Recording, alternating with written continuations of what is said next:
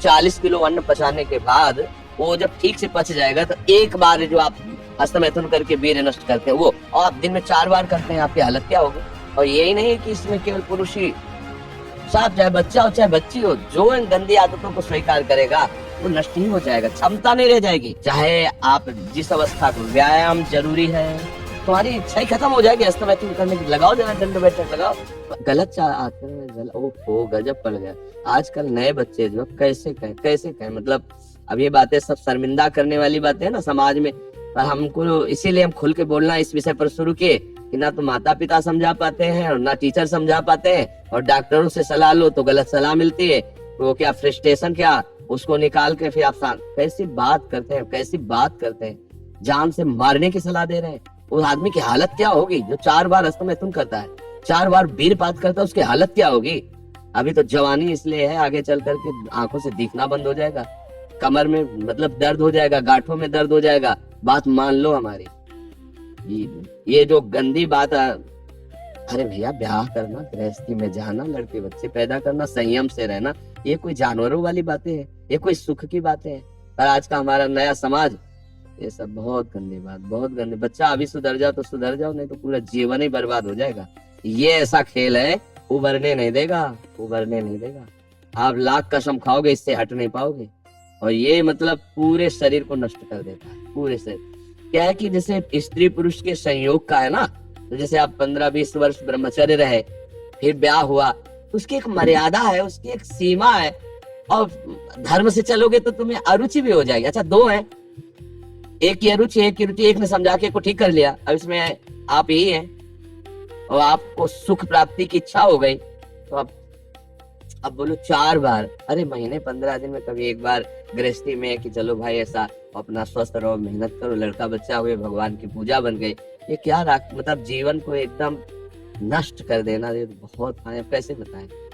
अब बच्चे भी नहीं हो कि मतलब तुम्हें समझाया जा सके, कुछ समझ सकते हो। अगर कुछ छोड़ना चाहो तो अभी कुछ चांस है, पूरे चांस तो नहीं, क्योंकि अगर आप 4 बार का अभ्यास बना लिए हैं तो आप सोते समय भी देख लेना, अगर आप जागृत में बंद करोगे तो सोते समय होने लगेगा। अशुद्ध अवस्था है, शुद्ध नहीं है, फिर भी आपसे हो जाएगा।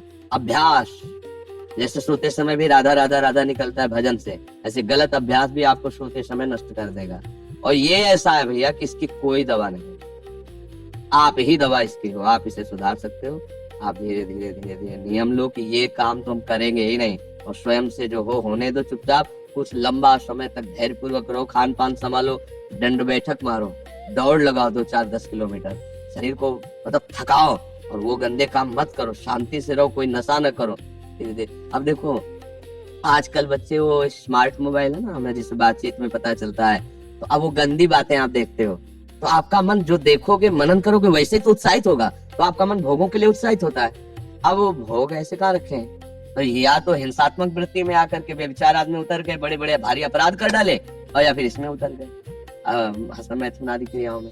और यही नहीं कि इसमें केवल पुरुष ही, साफ चाहे बच्चा हो चाहे बच्ची हो, जो इन गंदी आदतों को स्वीकार करेगा वो नष्ट ही हो जाएगा, क्षमता नहीं रह जाएगी। बच्चे प्रकट करने की क्षमता नहीं रह जाएगी, बच्चे के पालन पोषण की क्षमता नहीं रह जाएगी। अरे शरीर है यार भाई, समझो अगर पेट्रोल खर्चा हो जाता है तो गाड़ी में डालना पड़ता है, फिर गाड़ी चलती है।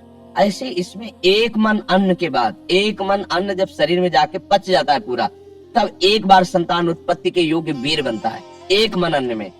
तो आप सोचो 40 किलो अन्न पचाने के बाद वो जब ठीक से पच जाएगा तो एक बार जो आप हस्तमैथुन करके वीर्य नष्ट करते हैं वो, और आप दिन में 4 बार करते हैं, आपकी हालत क्या होगी।